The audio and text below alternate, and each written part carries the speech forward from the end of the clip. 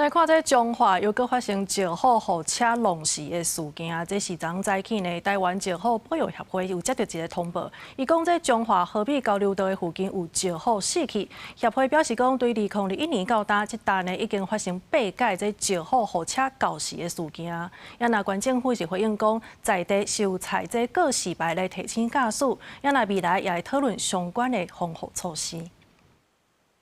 石虎摕伫路边已经明显死亡。18早起，有民众伫中华河滨交流道附近的车路发现有石虎互车弄死，遂通报台湾石虎保育协会。保育人员表示，石虎的尸体边啊，还有一只鸟鼠，研判这只石虎可能是伫农田掠鸟鼠食，然后过车路的时不幸互车弄着。这是讲是一只细只石虎，甲另外一只是鸟鼠啦。去现场看的时阵，官府已经把迄个主要尸体已经接走啊。即摆发现到石虎的尸体位置吼，是较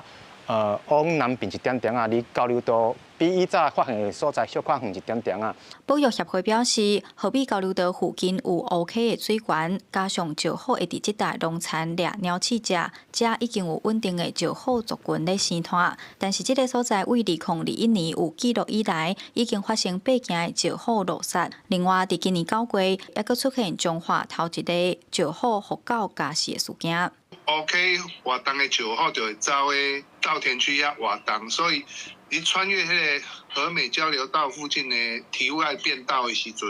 就有机会互车弄着。这几年来看，应该是中华较严重的一个所在了。我们后续会邀请专家学者，然后道路的主管机关呢，就该地进行现勘，然后会依照专家学者的建议下去做后续的改善。保育协会指出，这边流浪狗真多，加上中华河滨趟台中的河滨大桥长咧施工，未来若通车对石虎的威胁会愈大，建议地方政府就要加做监测甲统计，掌握这搭石虎的生活范围。官府是回应讲，未来会邀请专家学者来会勘，讨论敢要增加相关的防护措施。记者杨淑晴综合报道。